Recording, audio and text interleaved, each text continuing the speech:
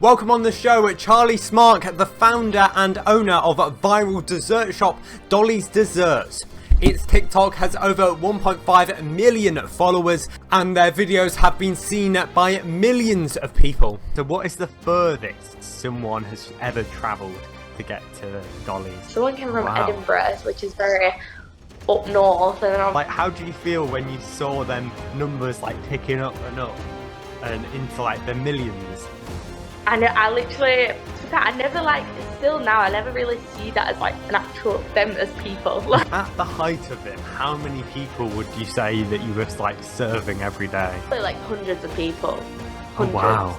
So, yeah, 100%. What has been the lowest point of owning Dolly's? There's been a lot.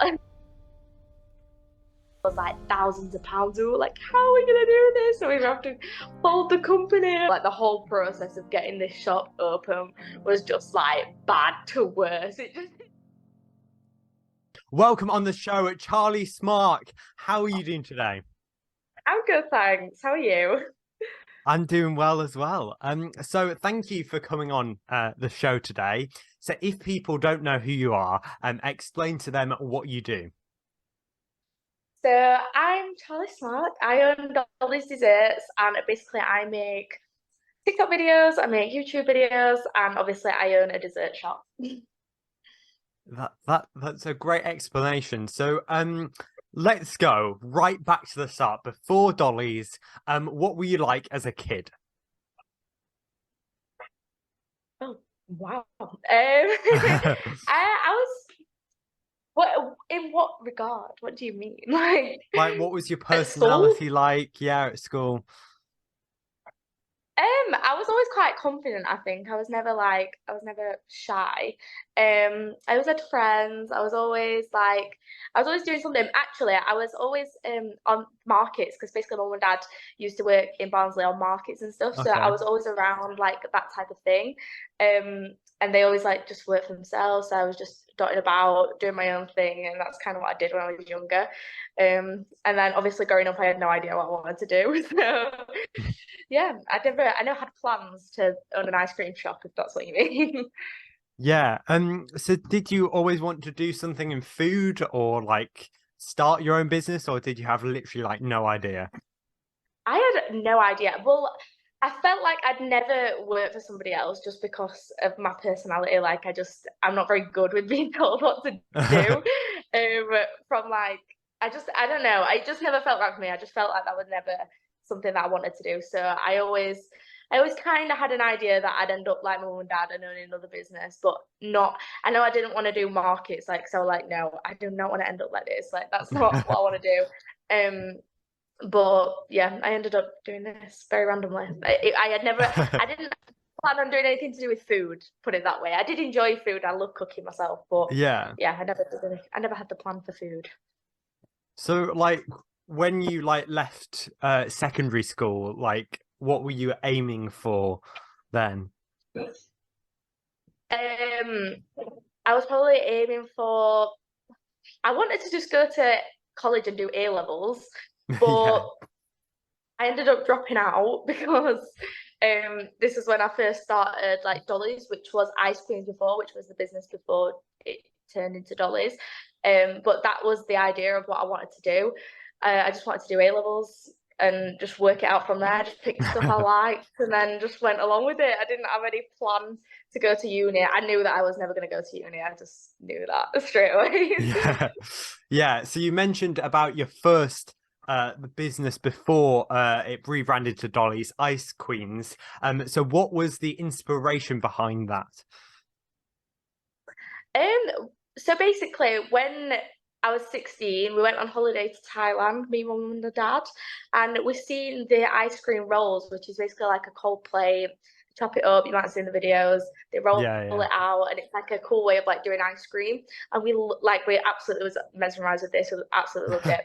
And so we were like, I wonder if there's anybody doing it in the UK, because like mum wasn't very happy with her job, and obviously I just like left school. I was kind of at college. I was a bit all over the place. And we were like, let's just see if there's anybody that does it in the UK. And there was one other company down south that did it. We were like, that would have no effect on us whatsoever. That would be such a great idea. So we just ordered an ice, like the ice pan machine from China, random, and we ended up learning how to make the ice cream rolls. So that was where the inspiration for the business came from, was going on holiday to Thailand. So if it wasn't for that holiday, you wouldn't be there today. No, I suppose not. Yeah. So like, what is the history of ice queens that led up to that rebrand to Dolly's in 2019? So like, what year did you start Ice Queens? So we started Ice Queens in 2017. We started doing like food and drink festivals up and down the UK with just the ice cream rolls. That's what we did, like starting off. And we also had like a pitch in Barnsley Town Centre every single Saturday. So we did that as well. And then when it came to the winter, and we were like, this is like such a summer thing, like we need to earn money in the winter. We decided to open like a shop, but obviously do more stuff. So that's when we started doing like waffles, crepes, cookie dough, that kind of thing, and also ice cream rolls. And then as like time progressed, obviously we were really inexperienced. We had no idea what we were doing, especially up in like kind of like a dessert restaurant, because we were like waiting on tables and stuff. We ended up learning to make gelato as well, because we had like a big like actual like scooping cabinet. And we decided that the ice cream rolls were a little bit too time consuming. It wasn't the direction that we really wanted anymore. So we ended up doing making his own gelato and went more down that path. And then that's kind of when it had to roll into changing over to Dolly's, because obviously the brand before, I don't know if you've ever seen it, but basically it was very orientated around ice cream rolls. It was like this Yeah. little ice cream roll lady, and she had little spatulas in her hands. So we couldn't use that we couldn't get rid of ice cream rolls and have that as a logo. Do you know what I mean? Yeah, So we yeah. had to like rebrand. So did you see it as more of a rebrand or like a new company? It was it was a rebrand. We were moving locations at the same time because we Yeah. wanted to like descale, because the first time we opened ice creams, it was a little bit too intense. Like we had no idea what we were doing. So then we thought, right, we'll move locations, because that's where we are now in the Market Kitchen in Barnsley, which is kind of like a food court. They were just building that. So Okay, we yeah. decided to move from this like bigger shop into like a smaller little food court. And we're like, we'll downsize, we'll have it really chilled, we'll just have we'll change as like menu and stuff, rebrand as Dolly's. It'll be a good like little switch. So it was kind of like we were starting a new company. We did start a new company officially, Yeah. but it was kind of like it changed over, because without ice creams we would have never had Dolly's.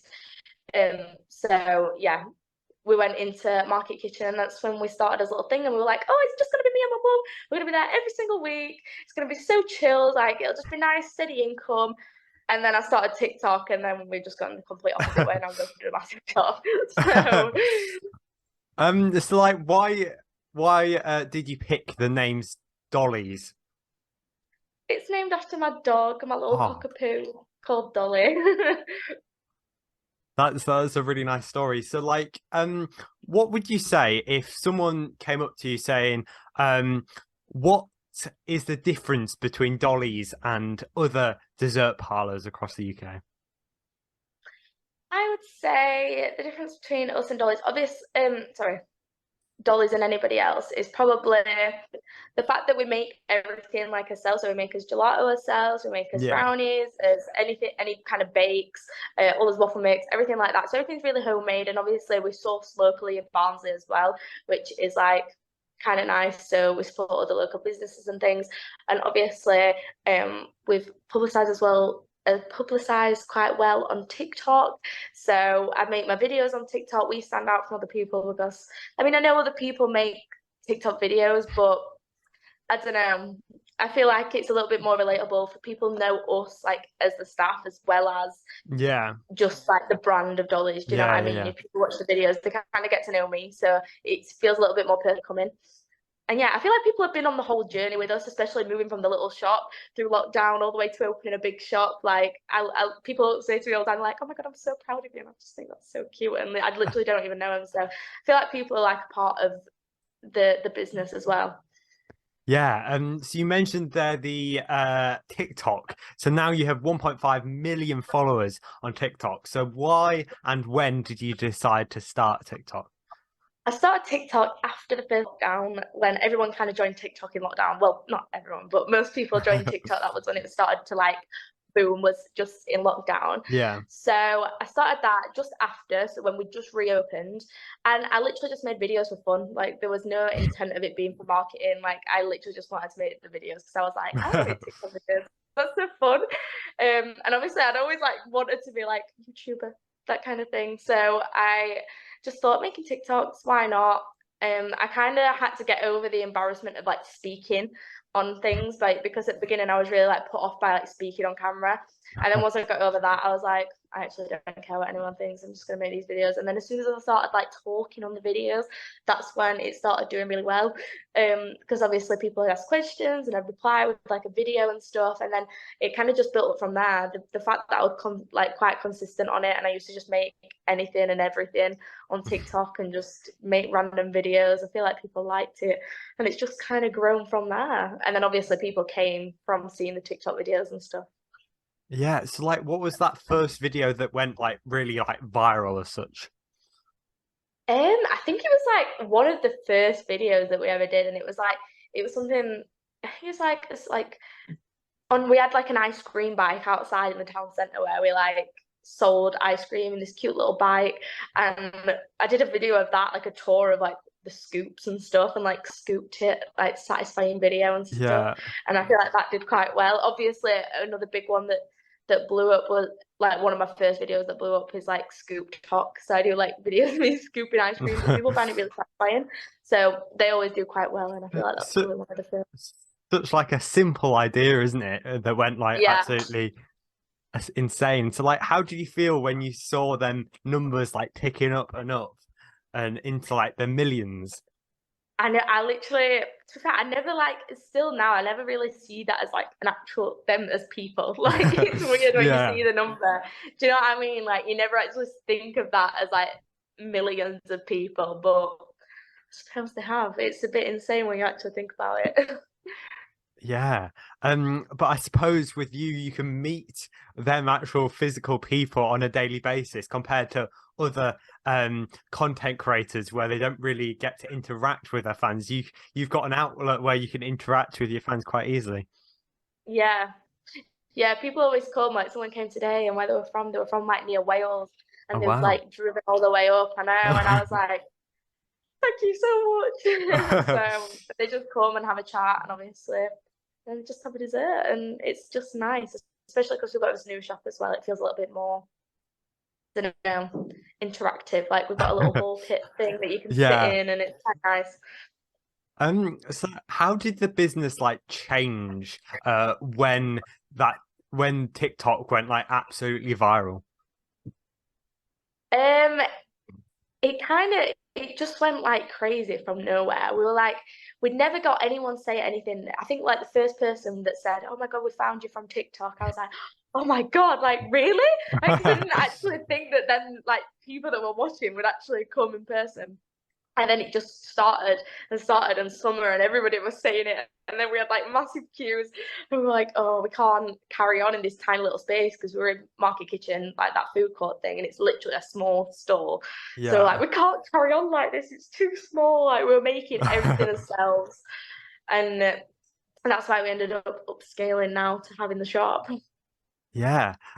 So would you say that was like the highest point of owning Dolly is that incredible rush? Yeah, I mean, I was very stressed at the time when the Russians come, but yeah, Yeah. looking back, I think probably yeah. I feel like the thing that made me think, oh, this is like a lot bigger now, is when we opened the shop, like when we had like such a huge place, and I was like, the money that's paid for this like is ourselves. We've literally done this ourselves. It was quite nice to be fair. Yeah. So why do you think the content that you make, and a number of other people do it? Like, there's a guy on TikTok that's quite big that makes that works for Subway and makes sandwiches and talks over the videos like you do with making desserts and talks over the videos. Why do you think that is such a popular type of content? I feel like I always, as a child and stuff, always liked watching the process of something happen. Like even Yeah. like I used to like to go to Subway and stuff and see the process happen. And like if you went and got like a crepe on holiday or whatever, I'd love to see someone like make it in front of Yeah, you. yeah, yeah. And so I just enjoyed the process of seeing something being made in front of me. And that's probably why like I enjoyed them videos. So I knew that other people surely would.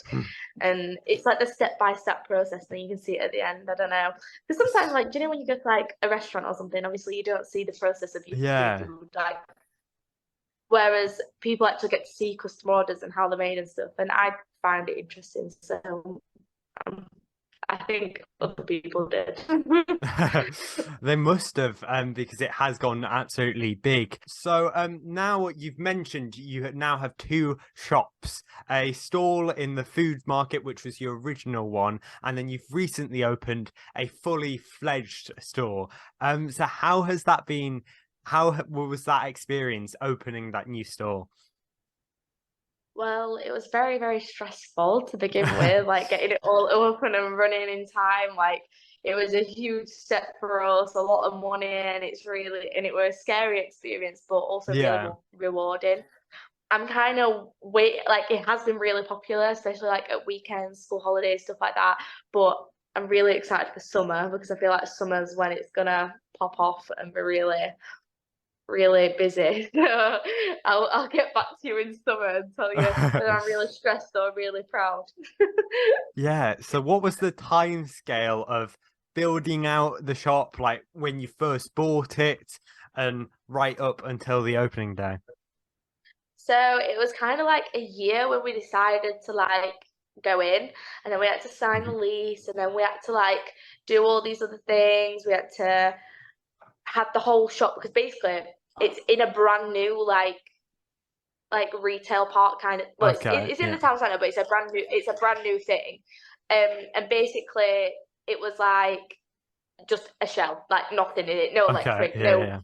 floors, no nothing. Like we had to build like a second floor and everything. We had to build the kitchen where we wanted it, the website room where we wanted it, the whole table layout, everything was designed by us. So it was a long process. It was a long drawn out process. But I suppose that's useful just to have like a full like clean slate because you can design it as the way that you want to design it and would work the best for your business. Exactly. That was the best thing. And obviously from doing all that, we got to pick exactly where we wanted everything. We got to make sure that we had enough space for baking and things like that. So it's a lot better now that we've actually got places to make our own ice cream, and it's not just like behind this little counter. Yeah, so you still obviously have the old store open as well, and do different products, don't you now, between the two? So how do you split your time between the two stores? So I've kind of took a little step back from like making the actual orders and working in the shop because I've got Yeah. that many things to do. It's just like ridiculous now. So I've kind of focused more on the online side. So I want to do social Yeah. media full time. Still go in both shops and things and make videos and things, but I want to do like more like postal things online, obviously like meetings, finances, all that kind of thing, editing. I have to do all that, and then obviously if anyone's got any problems, I'm the one that has to deal with it as well. But we Yeah. have like a store manager as shop, and then we also have like a supervisor that looks after a market kitchen store as well. So it's been left in capable hands. Yeah, and so like you mentioned, like how is it like running the business and also a TikTok account on top of that with over 1.5 million followers? It's very intense. I kind of like try and beat myself up if I don't post a video, but then it needs to just come natural. So I can't, because like today, for example, I've literally been packing orders all day, Yeah. and I've been replying to emails. I've been doing everything else, like businessy stuff, and then I'm like, I haven't made a video. So it was kind of a lot easier when I was just working in the shop because I could make videos whenever I wanted. Yeah. So you mentioned about people traveling far and wide to come to the shop. So what is the furthest someone has ever traveled to get to Dolly's? I think it was probably like Edinburgh or something. Someone came Oh from wow. Edinburgh, which is very up north, and then obviously the closest. I think we had someone from Glastonbury, which was very down south Oh wow, yeah. for us anyway. So that's probably quite one of the furthest ones we've had. Yeah. So like you say your time is now more on like the management side of the business. So what would you say your like official role is in the business? My official role is the company director, but I just kind of do everything. I do everything Yeah. here and there. I'm just like I literally spread myself out so I can literally do a little bit. So, like, how is it like owning a business, owning your very own business? But you also own the business with your mum, don't you? Yeah. So it's a good relationship. We agree and disagree. It's kind of a good thing and a bad thing when we work together Yeah. sometimes because obviously we clash at things because we're mother and daughter. So obviously you're not gonna get on with your parents all the time. But it is generally good. Like the fact that I have the freedom to do what I want and well, not what I want, but like I can choose my holidays and things like that. I like owning it in that respect. But then sometimes it's a little bit stressful because obviously I worry about money and things all the time. I'm like, oh my God, what if we don't? But then I just need to chill myself out and remember that I don't, it's a marathon, not a sprint. Do you know what I mean? So I need to just Yeah. chill out. But generally, I'm happy and I love like owning my own business. And I feel like it's something to be really proud of as well. If you're enjoying the interview so far, please do subscribe because we are trying to grow the podcast so I can post more interesting interviews with interesting people every 2 weeks on Sunday at 1 o'clock. Let's get back into the interview. Yeah, so like, would you say you see yourself as an entrepreneur? Yeah, I probably would. I probably Yeah. would. So like, if someone just randomly came up to you on the street and asked you what was your job, what would you say to them? I'd just say, I always say, I own an ice cream shop and I make videos. Like my job is making ice cream and making videos at the same time of me doing Yeah. that. And do you see yourself still doing dollies like forever into the future, 20, 30 years down the line? Yeah, I think so. I hopefully want to open some more shops. Um, Obviously expand. I want it to be like an actual brand that everyone recognizes, like a household name. That'd be really nice. I want to expand my set. Like I want to grow my own like YouTube, that kind of thing as well. I want it to be like a full-on brand, hopefully in the future.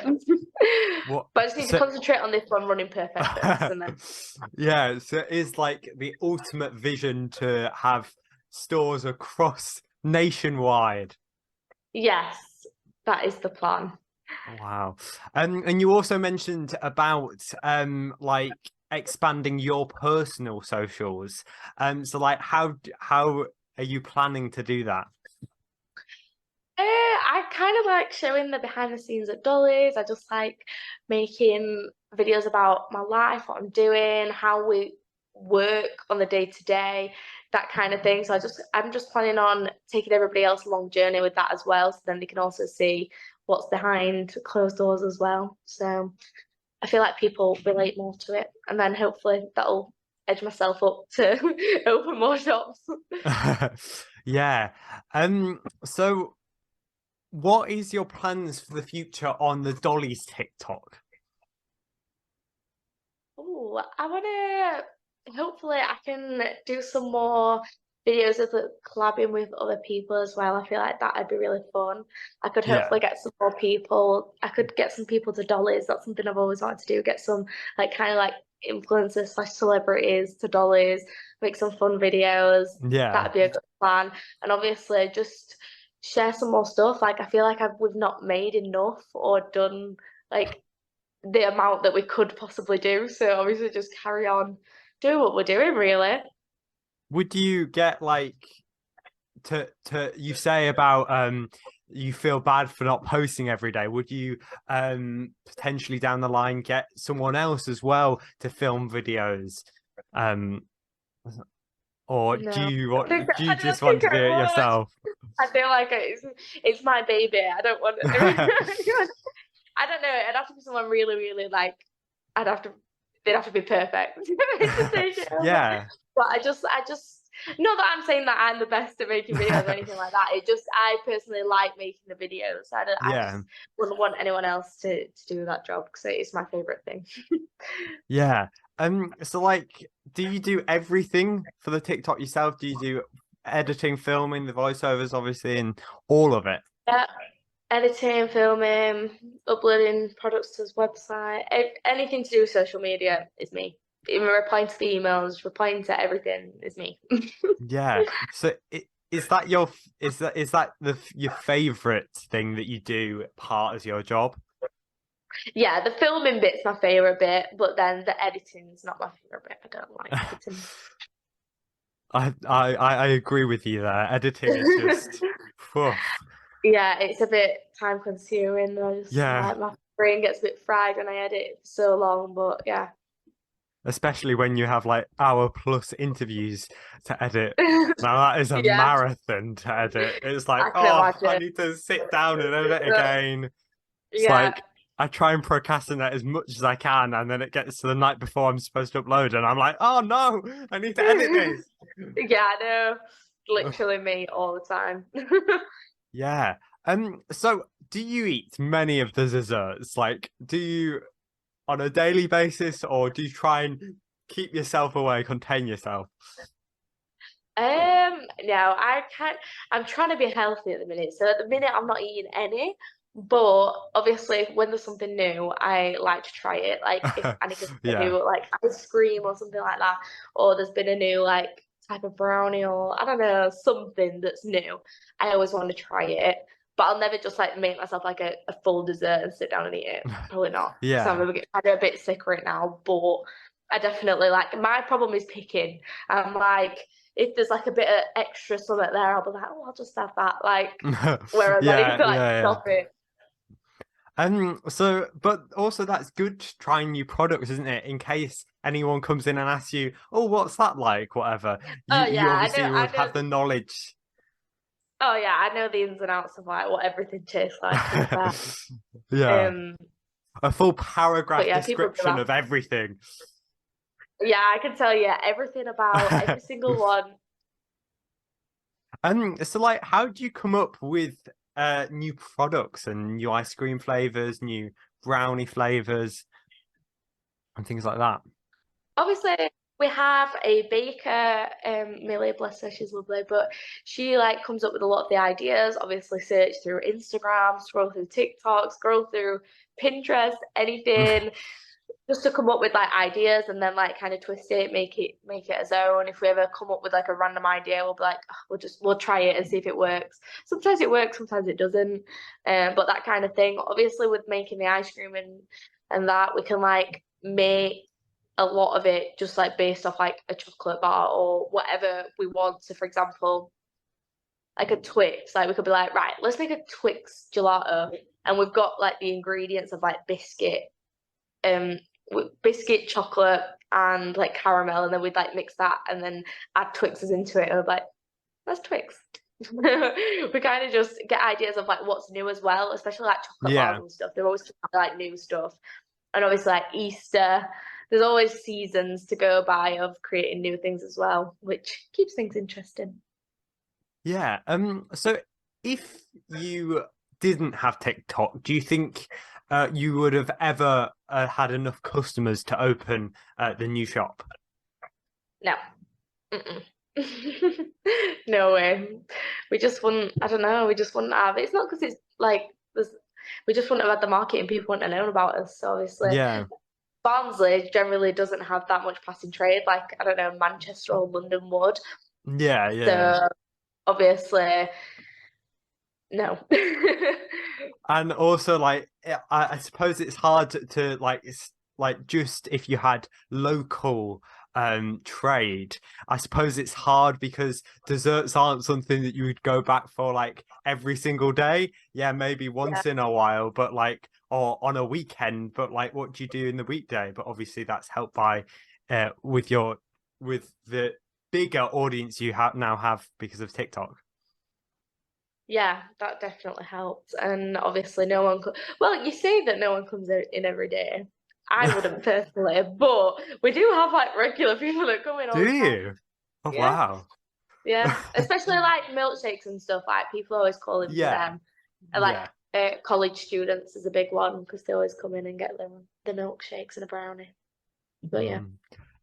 Mm. So what has been the lowest point of owning dollies? Oh, there's been a lot.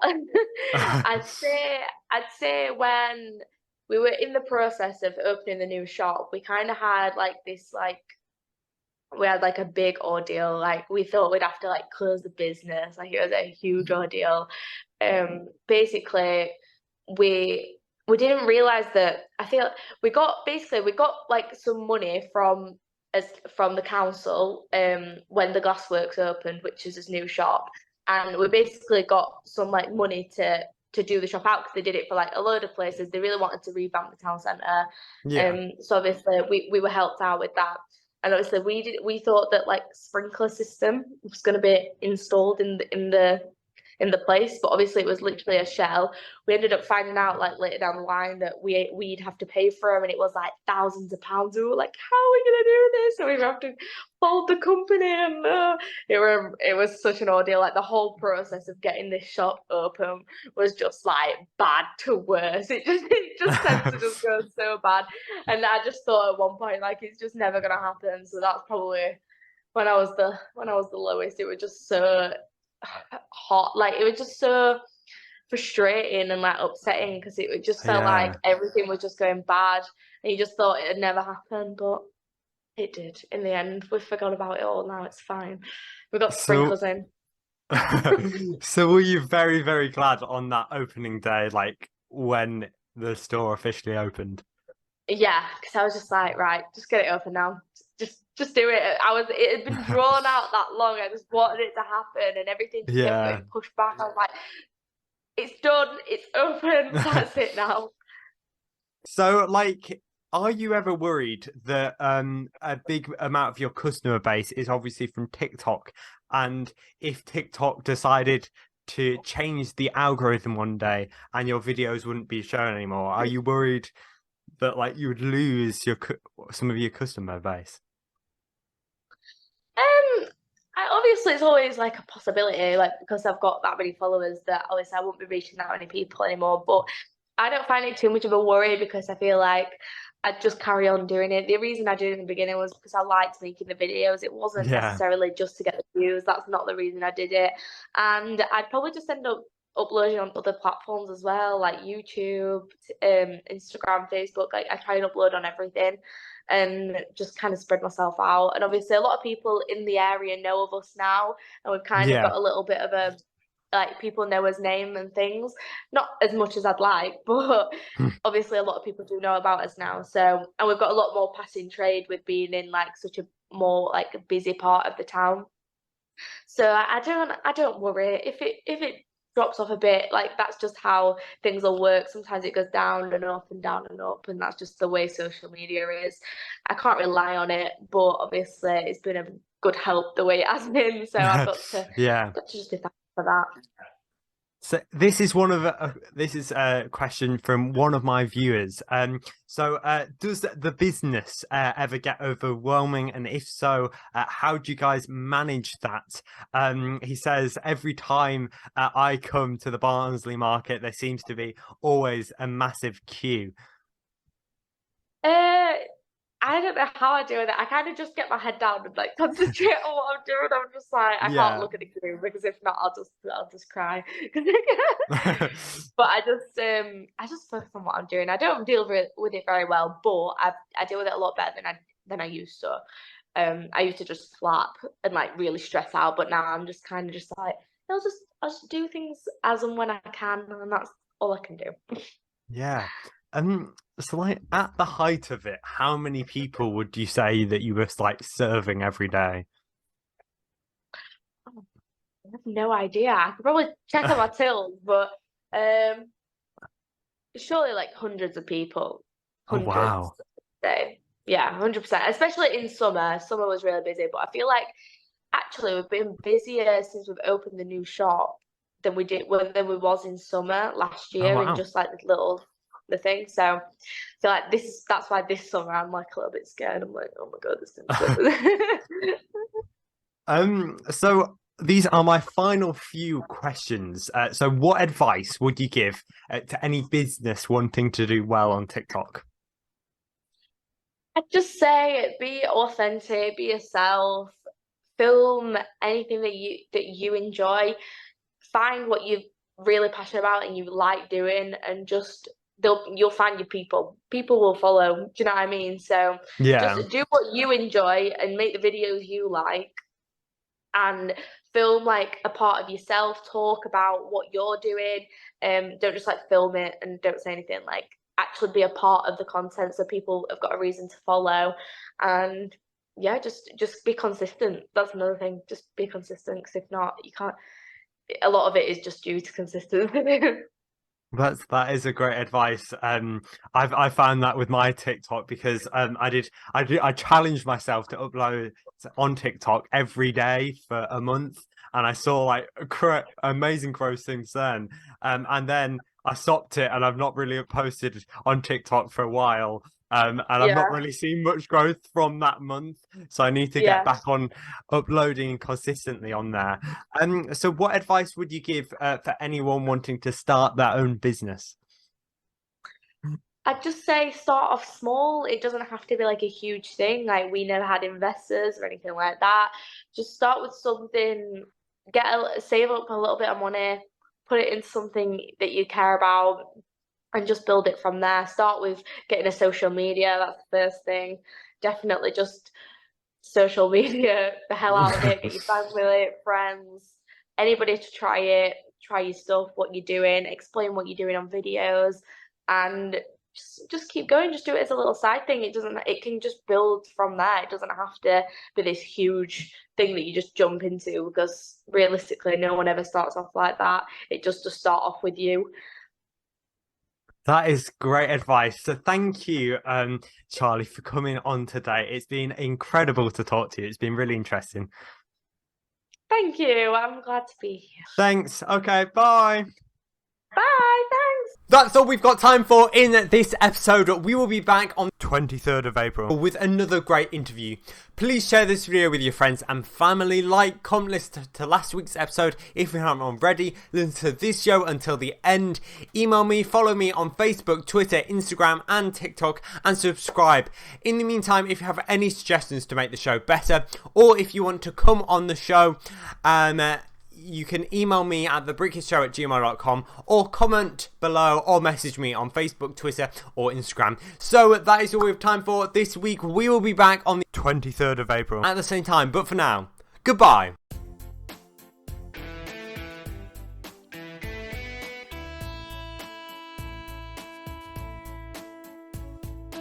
Bringing you a kid-friendly radio show.